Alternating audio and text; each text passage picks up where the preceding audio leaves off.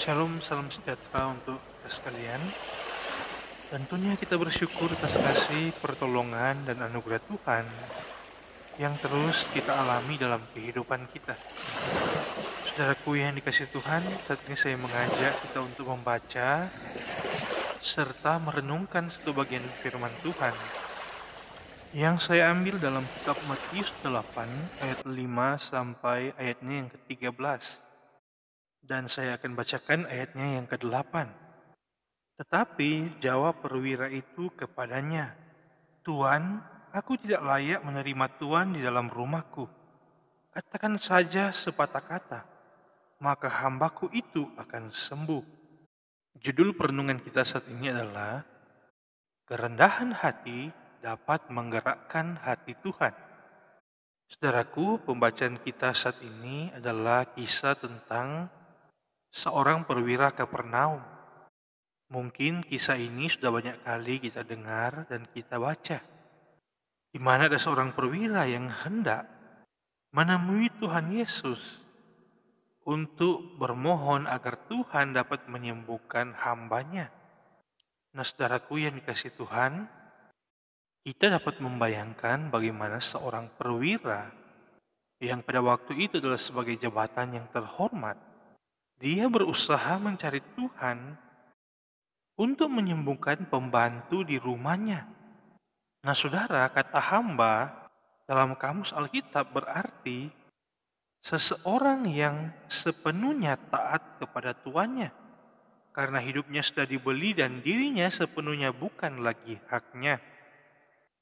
Nah, saudaraku yang dikasihi Tuhan, mungkin saja di rumah perwira Kapernaum ini memiliki lebih dari satu hamba. Tetapi satu saja hambanya yang sakit. Maka perwira Kapernaum ini memiliki beban yang sangat berat. Terbeban untuk dapat mencari kesembuhan bagi hambanya ini. Oleh sebab itu dia berusaha. Dan karena memang pada waktu itu ketika pelayanan Tuhan Yesus, Tuhan telah banyak menunjukkan mujizat. Dan pasti hal ini telah diketahui oleh perwira Kapernaum ini. Sehingga dia berusaha mencari Tuhan.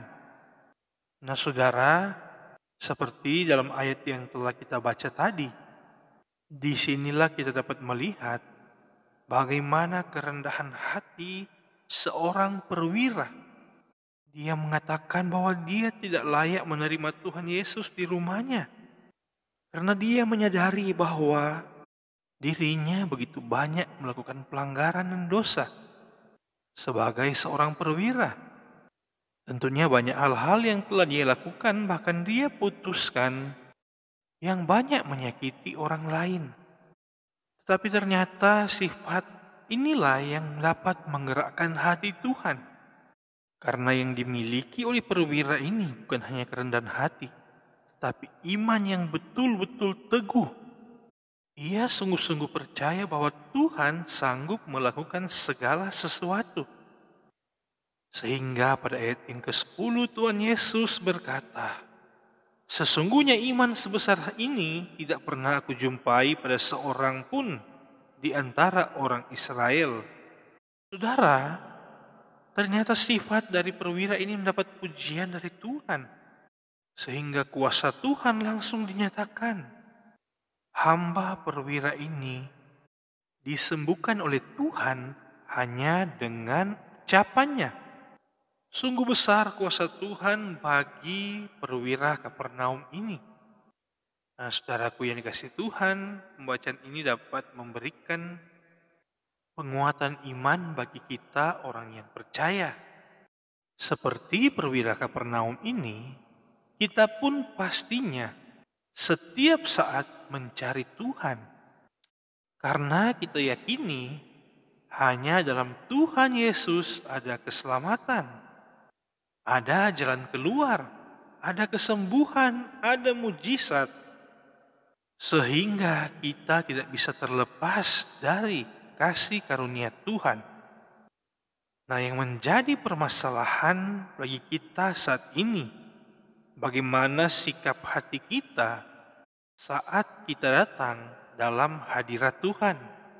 Karena terkadang apa yang kita lakukan selama ini hanya bersifat seremonial.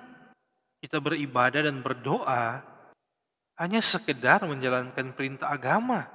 Sehingga walaupun kita meminta kepada Tuhan, tetapi hati kita masih penuh dengan hal-hal duniawi, penuh dengan keegoisan, kesombongan, lebih mengandalkan kekuatan daging kita tanpa kita benar-benar berserah kepada Tuhan seperti yang ditunjukkan oleh perwira Kapernaum ini.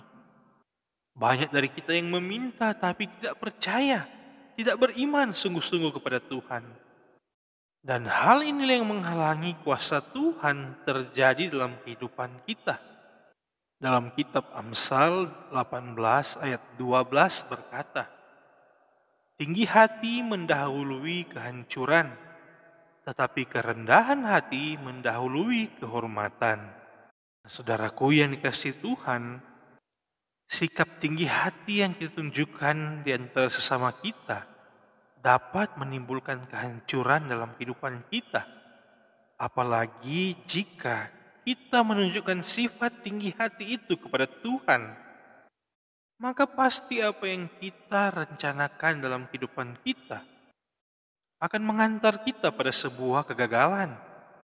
Mungkin kita bertanya-tanya, kenapa di luar sana banyak orang yang tinggi hati, banyak orang yang sombong tetapi sukses. Banyak orang yang tinggi hati yang seolah-olah diberkati. Nah saudara, kita harus kembali kepada tujuan hidup kita, yaitu mencari keselamatan. Dan keselamatan hanya ada dalam Tuhan Yesus Kristus. Karena apa gunanya kita memperoleh seisi dunia ini, tetapi kita binasa. Karena tujuan hidup kita bukan untuk mengumpulkan harta duniawi, tetapi untuk mengumpulkan harta surgawi yang tidak akan lenyap. Bukan berarti kita harus menderita selama kita hidup di dunia ini. Tentunya kita juga berhak untuk memperoleh berkat-berkat Tuhan, tetapi dengan cara yang benar, agar berkat itu dapat membawa kebahagiaan dalam hidup kita, terlebih dapat membahagiakan orang lain. Oleh sebab itu, saudaraku yang dikasihi Tuhan, marilah kita datang kepada Tuhan Yesus dengan sungguh-sungguh, dengan hati yang penuh iman percaya, dan yang terpenting dengan kerendahan hati, agar apa yang kita harapkan akan seturut dengan kehendak Tuhan yang Tuhan rancangkan dalam kehidupan kita. Dalam kitab Kolose 3 ayat 12 berkata, "Karena itu sebagai orang-orang pilihan Allah yang dikuduskan dan dikasihinya, kenakanlah belas kasihan, kemurahan, kerendahan hati, kelemah lembutan, dan kesabaran." Nah saudara, kita sebagai umat pilihan Tuhan diwajibkan untuk memiliki semua sifat ini, karena sifat-sifat ini berdasar pada kasih, dan kasih adalah hukum yang terutama bagi orang yang percaya kepada Tuhan. Oleh sebab itu, marilah kita datang ke hadirat Tuhan dengan penuh kerendahan hati, kelemah lembutan, kesabaran dalam menanti janji-janji Tuhan. Dan percayalah, pasti Tuhan akan memberikan jalan keluar. Pasti Tuhan akan menyembuhkan. Dan pasti hidup kita akan diberkati. Marilah kita berdoa. Terima kasih Bapa di sorga atas berkat firman-Mu yang boleh kami baca dan renungkan saat ini. Kami tahu Tuhan, kami seringkali dikuasai oleh keinginan daging yang ingin menjauhkan kami dari kuasa-Mu. Kami seringkali dipenuhi dengan keegoisan, kesombongan, sehingga terkadang Tuhan kami datang kepadamu bukan untuk memuji dan memuliakan nama Tuhan, tetapi kami sering menyakiti hati-Mu Tuhan. Ampunilah kami Bapa di sorga. Bersihkanlah hati dan pikiran kami. Ubahlah kehidupan kami Tuhan, agar kami selalu layak di hadapan-Mu. Biarlah hidup kami dipenuhi dengan kasih, kerendahan hati, kelemah lembutan, kesabaran, agar supaya kami selalu hidup dalam kasih karunia-Mu Tuhan. Kami sungguh mengharapkan kuasa-Mu terjadi dalam kehidupan kami, agar kami selalu hidup seturut dengan kehendak-Mu Bapa. Oleh sebab itu Tuhan, di saat ini kami berdoa, memohon pengampunan daripada-Mu. Apabila Engkau dapati kami masih memiliki sifat-sifat dunia yang menyakiti hati-Mu Tuhan, ampunilah kami Bapa di sorga. Kami berdoa bersama di saat ini. Mungkin di antara kami yang mendengarkan renungan ini, banyak yang sedang dalam pergumulan, permasalahan hidup rumah tangga, permasalahan ekonomi. Kami yakin ketika kami meminta dengan kerendahan hati, pasti Tuhan akan berikan jalan keluar. Apabila kami mungkin dalam pergumulan sakit, terlebih di saat ini Tuhan, kami diperhadapkan dengan pandemi virus COVID-19. Kami yakin Tuhan dengan iman yang sungguh-sungguh percaya kepada-Mu, kami dapat memperoleh kesembuhan yang ilahi daripada Tuhan. Apabila hamba seorang perwira Kapernaum ini dapat disembuhkan, kami pun yakin hal itu dapat kami alami dalam kehidupan kami. Kami percaya kuasa Tuhan tetap sama, dahulu, sekarang, dan sampai selama-lamanya. Sehingga kami tidak pernah ragu dan khawatir, karena kami mempunyai Allah yang dahsyat, Allah yang luar biasa, yang sanggup melakukan segala sesuatu. Kami yakin dan percaya rancangan-Mu selalu sempurna dalam kehidupan kami, sehingga kami selalu mengucap syukur atas apapun yang kami alami saat ini. Terima kasih Bapa di sorga, biarlah kasih, pertolongan, dan anugerah-Mu selalu menjadi bagian kehidupan kami, agar kami dapat terus hidup berkarya, menjadi berkat, dan terlebih dapat menjadi alat kesaksian-Mu di tengah-tengah dunia ini. Dalam nama Tuhan Yesus Kristus, Juru Selamat kehidupan kami bawa doa ini. Amin. Demikianlah renungan kita saat ini.